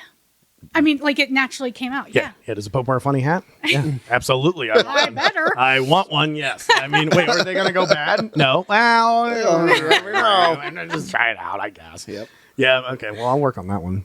Probably should. Yeah. Well, that's cool. Okay. So started your own brokerage. Now we are in year 5 of it. 5. I officially started in 2021. Okay. So we're just now in 4. So we're in 4. So when I first started in 2021, I did have agents who asked to join. Great agents, but I just said no. I did say no. You said no then. But only because I wanted to have a slow start. I wanted to build my foundation. Yeah. I wanted to understand what I was doing before I was helping other people grow their business. It's not you, it's me. That's Yeah. super respectable. Yes. Because okay, so Thank I've done you. something similar where I've had like loan officers reach out and like ask if like are you guys hiring? And really, I always would say no. Like first of all, I want to make sure that the people here are taken care of first, and then maybe we can grow. He does But like you. I do like Aaron. Well, technically, his mom pays me, so Oh, I don't have to. It's like a. Oh, you were never supposed to tell me that. Well, she's 1099 me this year, so I'm telling everyone. Mom. She wanted to write it off on her taxes. All right. That's it. I'm sending them back. But yeah, no, that's respectable because I think about 99% of other people would have been like, oh, like they see dollar Right. signs. And then it crashes and burns. They hate it. They don't, have the support Yeah. system there to support them yet. Yep. And so are you looking to grow now? With the right agents. Yeah. Good. It's one of those things that's, at the end of the day, it's my energy, my time, my name. Yep. And it just has to be a right fit. Yeah. Not everyone's a right fit. And you just have to kind of 100%. read people and understand that. Yeah. And vice versa. I might not be a good fit for them, so I don't want to waste their time. It's better to help someone build their career than be Yeah. Oh, selfish. yeah. Yep. Unreal. That's my Who fault. did this? That was me. It must have an inner ear infection. He's one of those balancing things. Yeah. Like, woo. Yeah, well, that's cool. Well, so 5 years from now, what's your plan? Do you do that? Do you plan out that far? Sometimes I do, but right now, no. Yeah. How far have you planned out? Like tomorrow. Yeah. No, I'm kidding. No, yeah. Like next week. Well, I gotta get through St. Patty's I was Day. just- Yeah, I gotta get through That's my St. favorite Patty's Day. holiday. Is it? High five. Yes. Are you going to the board thing from I'm 4 to not, 7? Yeah, me neither. because I'm gonna be busy.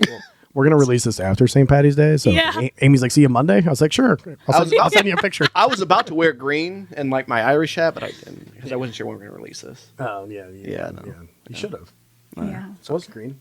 Yeah. It They can't see it though. They can't I see was it, gonna wear green, but I try not to wear colors that are associated with other brokers when I'm doing stuff. Oh yeah, we just got the blue Alcova. I was okay. gonna wear an Alcova shirt, but I don't like wearing branded shirts. I'm not a branded shirt guy.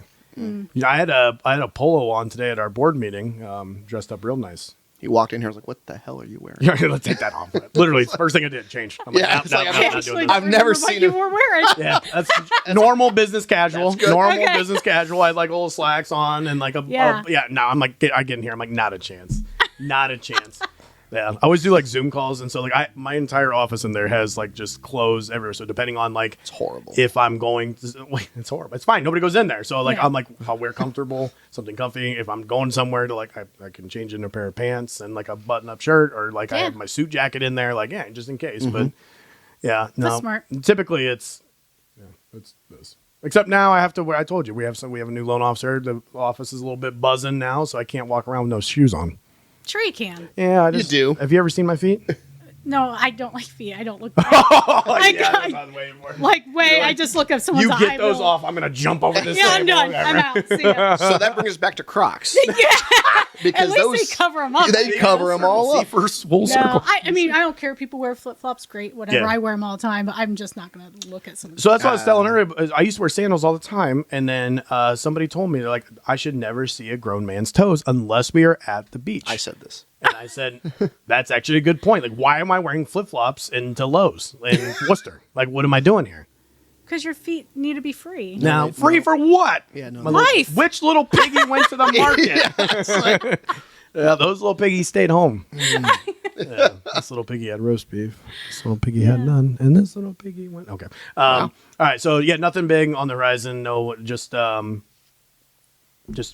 your success. just production and getting getting everybody else. Yeah, just kind of stay focused on the market and Yeah, helping agents grow. And that's good. I feel like whatever, by helping them grow, things will organically grow for Owens Real Estate Firm. What's your biggest obstacle, you think? Lack of inventory. Yeah. Yeah. I mean, that's just everybody right now. Sure. It's just lack of inventory. What do you think would change? Like, what would make inventory open up? Don't say interest rates, because I'll spend 40 minutes telling you you're wrong. I really don't know that answer because, right now with people plugging in their interest rates at a low interest rates when they refi, Right. it's going to take a life change for them to move. You know what I mean? Like if someone locked in at 2 Correct. or 3 they're not going to want to buy a home just to buy a home. Right, because it's like you are correct on that. But we still have, I mean, there's always been that standard of like, how many people are purchasing, have to purchase, relocating, families getting bigger, Right, life downsizing, changes. right? And we talked about the cost of waiting, in which I've done we've done a podcast on, I've done videos on it. And, just around this area, if you waited 2 years ago to buy a house, you've lost out on $30,000 to $40,000. I think I talked about it in that presentation I did. And it's like the cost of waiting, just doing a better job educating. But we've talked a lot, and we have some cool guests coming in the future that so we had Hans Ballman from Ballman Construction. He's a luxury home builder. So he messaged me because I called out builders, and I think they're the reason for inventory issues. And I'll tell you why. And this is a new thing that I've looked at and done some research on, and now I realize what's happened. But we'll get to that in a second. But he came on and he just talked about the restrictions and the regulations for building. And it's like, you're lucky to get, above the foundation for $300,000. He's like, you're not getting in a house until it's like probably $400,000 to $500,000. And around here, and we just had a presenter. Well, those are today. small houses too. Yeah, and he's like, they're 2 to 3 nothing. bedroom. Yeah, and it's Right. and he's like, that's me doing it like no luxury, no, whatever. Baseline. So, and we even had, today, and obviously like the lady that came in, and they're going to roll out that program. So I don't want to talk about it, right? Because I don't know if we can. But so it's like this idea to cut costs, but it's not. It's literally that I didn't. From my perspective of her talking about the ability to create affordable housing with new construction, I don't think that's going to help. It's going to maybe lower it a couple $10,000, $15,000, $20,000, right? If she's putting a value on time and also regulations and zoning and all that fun stuff, but it still comes down to the labor and the builders not wanting to do one house, right? They don't want to build that one house. We're looking for developers. So we do have a CEO of a development company locally who has agreed to come on. We're just scheduling conflict. So I can't wait to hear from him because he sent me a message and he was like, I heard the take that you have, and I listened to the episode with Hans, and I think you guys are missing a completely different side of the market. interesting. And I said, I'm I intrigued. want to hear, yes. Yeah. So I would love to hear that because I think that no matter what, labor cost isn't going to go down. Right. Labor cost is always going to go up. And then materials have already came down. But like Hans talked about, it's like something like with electrical box used to cost you $2,500. Now, due to code, it's like $30,000. So it's like, what you have to, so maybe it's regulation. I'm a big, what if we'd give tax incentives to developers? If you put in a unit, if you put in more than 15 units in a year, you don't have to pay sales tax. Or I don't know, something, right? Yeah. Or payroll, find something. But what I was talking about, in 2019 and 2020, do you guys remember how big of an issue it was to find rentals? It was a huge issue, right? And people were on wait lists. Nobody could find rentals. Drive through major metropolitan areas. And then we talked about this on the podcast a little bit. The core PCE is starting to come down. Inflation is starting to come down because rents are starting to go down or stagnate because there are rental properties sitting empty because builders were putting in multi-units for rental properties, not for purchase. So you want to talk about like what BlackRock is doing, buying single family homes. We can talk about that too. But all these like major builders were like, well, I'm not going to put in houses. I'll put in, 15, 20 unit apartment buildings and get because rent was so much of a demand. Well, now, obviously here's the problem. And when it comes to building, it takes, 4 years to solve the problem. Well, now we've created another problem that we don't have inventory and nobody wants to build those. So maybe in the next 4 years, like Barry Habib talks about how we will see inventory start to bump up a little bit because all the builders kind of exited the game and went into multi-unit properties, which is good because we had a rent issue, but it doesn't help our market. So be interesting to see what happens over the course of the next 4 years. But I think there's just no new, our generation, millennials. You're millennial. Yeah. So I'm an old millennial, but there you go. Okay. Right. Yeah. I think we're really young millennials. Are we right on the 34? I don't know what the year is. I'm right. Is it 94 is the last year for millennials? I think so. 94, 93. It doesn't matter. Anyway, we're going to call myself a millennial. That's fine. So millennials, though, we like to buy nice things. We don't put value in things that the other generations did. So it's like, there's maybe millennials that own a home and they're like, I don't have kids. I'm not getting married. And I'll just wait. I'll wait. So, but if we have something nice that is flashy, we like to buy nice stuff for some reason. maybe then you'll start, if we get affordable, nicer new build homes, maybe then that will start causing people that have a 2.875. Well, I do like that. I'm willing to go buy that. I'm willing to do it. So I just think I don't know. That's got to be it. Now, another little morbid thing. There's going to be a lot of Gen Xers and still baby boomers household formations, which are from people no longer entering the rental market, meaning they're dying or they're selling and moving back into the rental game. That is expected to go up. Every economist is predicting that's going to go up, up, up, up, and up. So that'll help with inventory, but I think we're going to start seeing builders maybe go into, because like the lady she's with Ohio Association of Realtors today, right? Yep. I had no idea who that was. I had no idea what we were talking about. So then all of a sudden I'm just like, she's going through this. I'm like, what is this? And then, so it's just a plan, right? That's what it is for like affordable housing. Correct. To build on empty lots and city developments, right? Yeah, blueprints ready to go. Right. Go by whatever the zoning is. Did that exist? You think that this kind of program existed 4 years ago? It sounds like it didn't. I mean, she said this is the first in the United States. Right. So what I'm saying is I think now they're realizing, just like they did 4 years ago when nobody could find rents, now they're like, oh shit, we need to do something about inventory and that maybe this will help. I don't know. I just feel like it's still going to be, the costs are still going to be a lot. I think the cost would be a lot. I mean, what does it cost right now to build? About $225 per square foot? Yeah, I mean, it's something crazy. like that. Yeah, and that doesn't include the septic and utilities this is what we tell people. I break so many hearts of people wanting to build, and I'm like, you can't. They're like, well, I saw somebody else do it, like the Instagram lifestyle, and I'm like, I don't know what they did. I mean, maybe money from mom and dad, got the land. Yeah, maybe got it was their land. they bought a small starter home and paid it all down as quickly as possible. You didn't see the hard they chose. They chose that hard as opposed to you buying a nicer house. And maybe that's it. But I mean, septic, well, grading of the land, you're looking without buying the land is like $100,000. Right. I mean, you're in. So I've been telling people, like, when they've come to get pre-approved or talking about buying a home or something like that, it's supply and demand. Right. So, so it's like we can go on about economists, about interest rates, about everything. It's simple supply and demand. And so like when we were talking about, if you have this influx of inventory, but now everyone else hears that too. So it's like now now social media, the news, everything. They have that quick little headline. No one reads the article. They just read the headline of, oh, now it's a buyer's market. And then so now everyone's rushing to buy. Jump into it, Or if interest rates go down 1%, 5 million buyers come back to the market. That's the last thing we need. Right. We don't need 5 million buyers because what's going to happen? We don't even have enough inventory now. Right. So prices are going to continue to go up. Yeah, so I keep arguing about the cost of waiting. They're like, well, I'm waiting for rates to go down. We're going to pay substantially more. Unless inventory is solved, which give it 4 years and maybe it will be. But you're going to be paying substantially more. And really, like the interest rates, when you think about the average, historical watch who average. you're talking to. Oh, yeah, you're still fine. You're still fine. I mean, we're great. And if someone's like, well, I'm just going to rent until they go down, well, now your interest rate is 100%. Right. Oh, yeah. Oh, yeah. When you rent. Yeah. Like, you won't get that money back. Correct. So it's an appreciating asset. So, I would love, I don't know. I don't know how you feel about it. I get a little flack for saying it. Not a big Dave Ramsey fan, right? I'm just not, okay? So some of his concepts are good. That's fine, yeah. That's how the problem is just like anything else, right? But the problem is like telling somebody to rent until you no, and it's like okay, you're literally so he's all about like compounded interest on guaranteed like annuities and Roth IRAs. That's his biggest thing, right?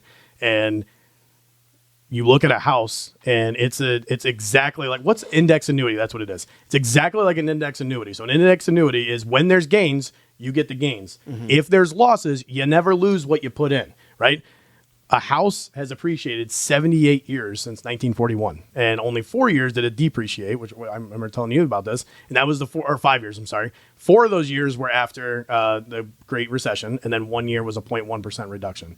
Every other year, it's appreciated. So it's like, okay, you're telling people not to purchase a indexed annuity, but with real estate, that it can't say it's going to guarantee, but it's almost guaranteeing that it's going to appreciate. And even if the value doesn't appreciate, guess what? You're paying the balance down.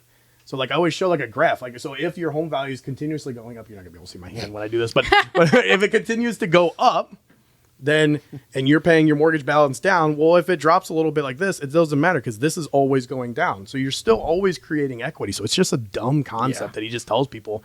And I've had so many people like, oh, we finally have 20% down. I'm like, I wouldn't even educate you to do 20%. Do 25%. A lot of people don't realize 25%, you get a better interest rate than 20%. So because you're still on that precipice of if you have a foreclosure, there's a little risk involved. So like, yeah, no, technically you should put 25%. Or does Dave Ramsey say 50% on the house? No, he says Is it 20? Because he says It's been years since I read any of his stuff. No, he hates the idea of PMI, and there is like a single premium PMI that people don't know about that like you could buy out the PMI for the entire life of the loan, like which I wouldn't recommend now because we predict interest rates to go down. But yeah, there's just so many options. It's just I hate like hearing that, and it's probably why millennials are at the lowest point of homeownership out of any generation since we've been recording data. Less than 40% of millennials own a home right now. Oh, that's crazy. Yeah. I don't think I knew that. Yeah, and at this time for Gen X, it was like 52%, I think, and then for baby boomers, it was like 60. I blame social media. There's so much like again, like you said, like Dave Ramsey's thing gets out there. You got Dave Ramsey, get people on TikTok and Instagram. These quick, let me show you how to save this. I do that, but and then you got their parents. It's like, oh, you're paying $300,000 for that house. I wouldn't pay over $100. And then right.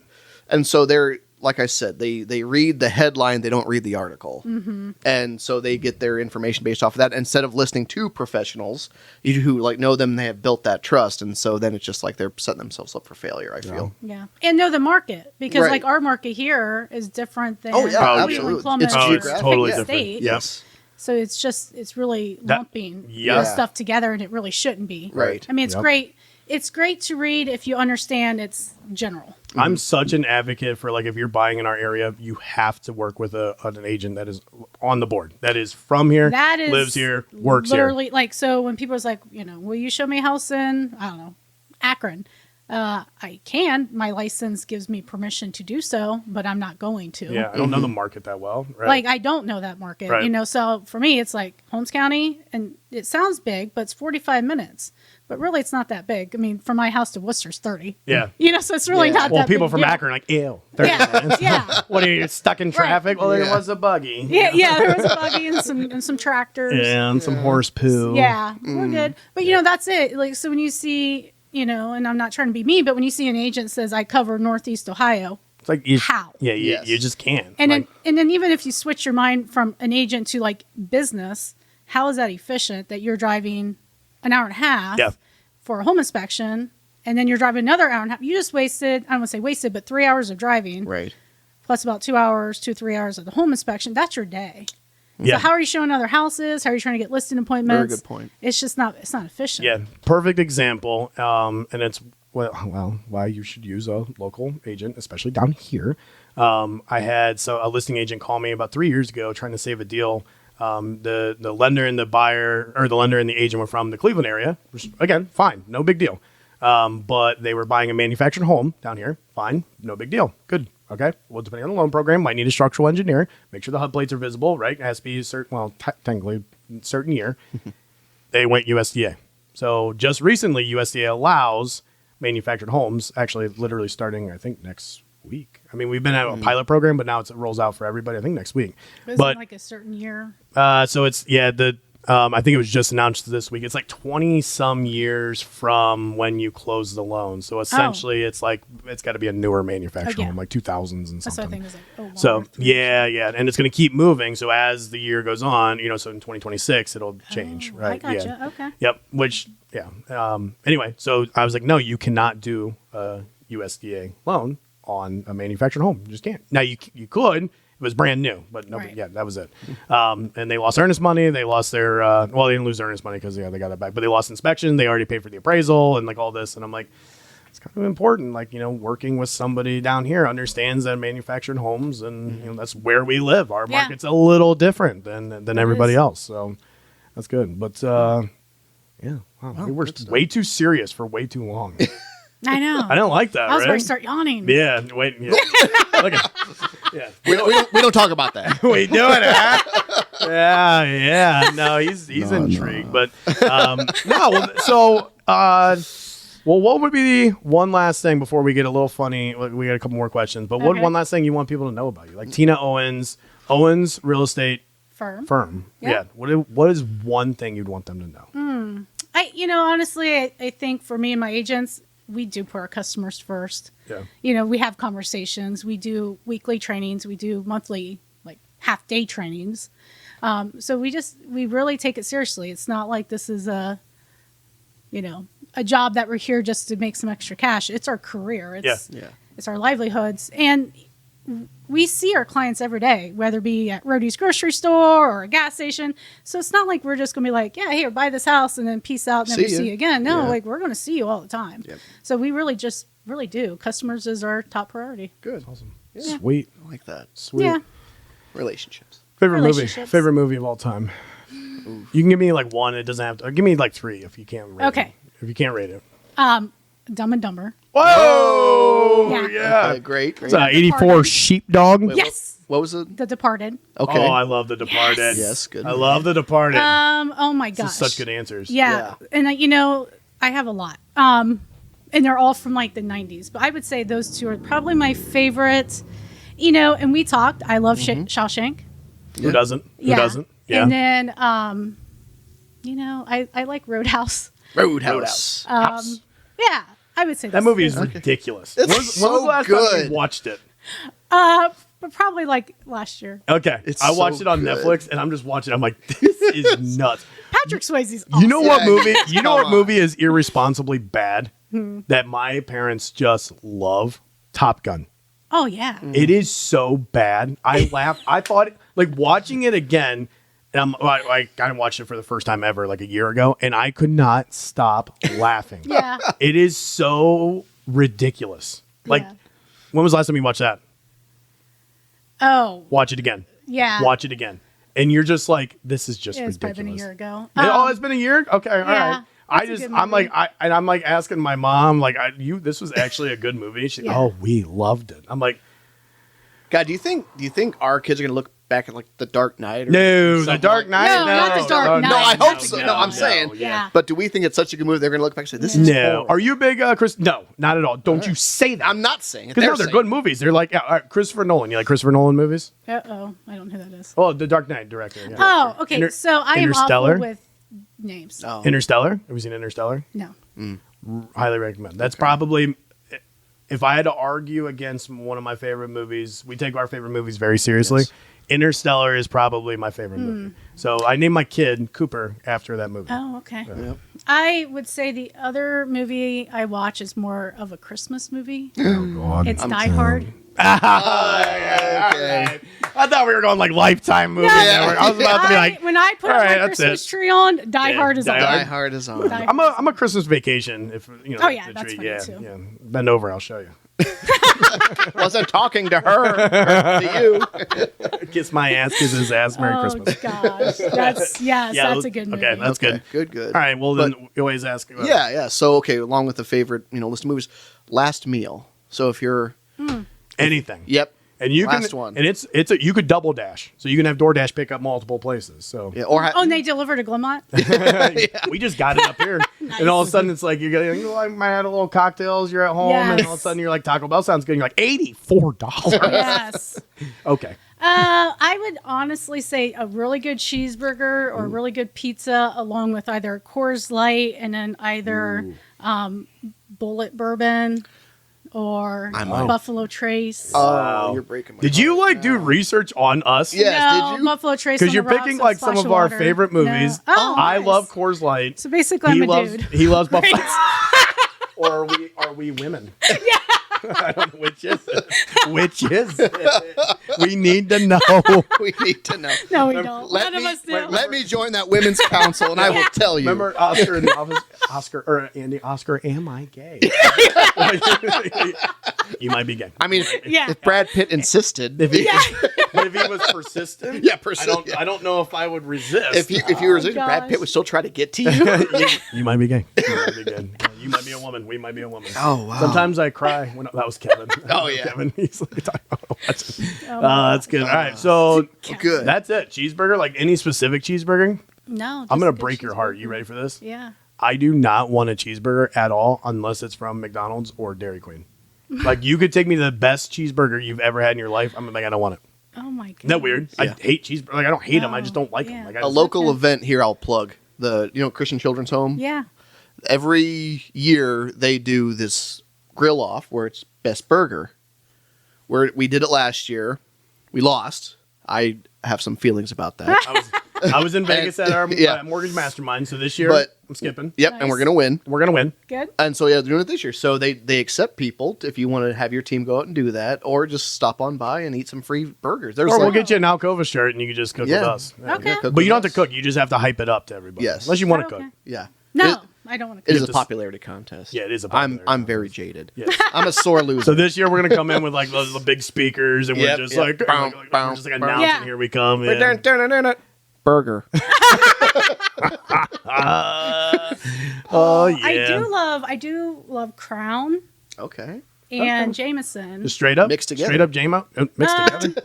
Gar. You know, it kind of depends on my mood. Yeah. Okay. There we go. St. Patrick's Day's coming Yeah. up. You gotta So put wait, me. so straight up, like literally, like just Crown straight. I mean, I always like it on the rocks. Well, that's fine, but yeah, I mean, I'll drink Crown on the rocks when I'm in Vegas, just because you can never get service again. So you Yeah.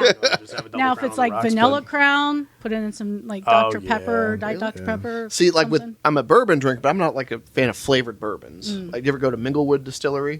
They got some good bourbons, but Oh, like yeah, they they're got the cinnamon stuff. yeah, they're flavored. Yeah, you like cinnamon's that? good. I like the don't cinnamon. you? My favorite's their peach. So when Crown Peach was super Oh. hard to get, we found that I don't know where Bueller's or something, Okay. and then so there's a bar that my dad and I would always go to. We always had this tradition of Friday beers. So my brother, my dad, and I would go and get like at 3:00, and we would get Friday beers and then take food home or whatever. And we would always want a shot of Crown Peach. Didn't have it, found it, then we started telling them to order it, and then the Rittman drive-thru was a good friend of ours, they're a liquor store, and then they ordered it, and then they were ordering like cases, and they would just like everybody come in and sell out, like they would always keep some from behind. Oh, So it's yeah. like I kind of feel like we get a little credit for Minglewood. I've never been into Minglewood, but I feel like we get a credit for the peach, because like we're telling everybody about it, 'cause you couldn't get Crown Peach. Right. Now that's what I want over Crown Peach. Crown Peach is almost too sweet for me, so Yeah, I'm not a peach person. yeah, But Crown Raspberry, it's good. oh my God. Salted caramel, like Yeah. I did that for I forget, like a Friendsgiving or That's something. hard to get too. Yeah. What was the limited Yeah. one? Was it the blackberry? Yeah, that they blackberry and the salted caramel and the sometimes. The salted caramel. So there is a website, and I'm not even sure why we plug this. It's ohlq.com, or it's Ohio Liquor Agency. And you go and you type in the liquor that you want, and it'll tell you if it's in stock at how close the closest liquor store it is Oh, that has it in nice. stock. Yeah. And Good it's to know. updated, and it'll tell you when it's updated, because as it scans, like Ohio has their system is all through the state. So Yeah. as soon as you scan a high proof liquor, it comes off of their system. So it'll tell you exactly when it's updated. Yeah, Aaron's pulling it up right now. Google Oh, thinks I'm an Shamrock Sips. alcoholic. Yeah, so it's cool. It's OHLQ. That's it. Ohio liquor, Yeah, OHLQ. And nice. it'll pop up, because like how Ohio is, like when it's all regulated through the state. Right. So every single, is a state store. It's owned by the state. So, yep. See, there he's looking. There you go. Learn something new every day. Welcome to the Bearded Banker podcast. Yeah. You're welcome, everybody. All right. Well, thanks so much for Yes, coming thank down. you. This was Yeah, great. it was- See, this not was as bad fun. as you thought. No, right? this is easy. So you'll come back, Yeah. right? Sure. Absolutely. Monopoly. Yes, we're gonna definitely do Yeah. Monopoly. Yeah. So we're trying I'm gonna be to. the dog. So Dibs. I'm the battleship. I don't care. I just win. Did you call the dog? Is that who you got the dog? Oh, dog, yeah. I'll get the car. I'm gonna drive past you guys. Oh. My dog would Drive fast, leave a sexy corner. My dog would get back to the cats. Yeah. No, thanks so much for coming down. We're gonna try to do like a live podcast at Worcester Fest. So we tried to get it last year, and they're like, "Oh, let's talk about it." So we're gonna do it this year, and we're gonna, oh no, it's the Chamber. Is it the Chamber? Yeah. Well, I always thought like the board. It was because Amy Marinello was on the Chamber. So like we always like are like celebrity bartenders. Have you ever attended Worcester Fest? Yeah. It's a good time. Oh, it's a really good time. Yeah. Yeah, I so, was a bartender at one of the beer tents. yeah, that's what we years always ago. do every year. Yeah. And I know, like, I thought the Board of Realtors like did. Maybe it was just a brokerage. Danbury. Danbury. Okay. Yeah. Yeah. So we. Yeah. So no, we're done.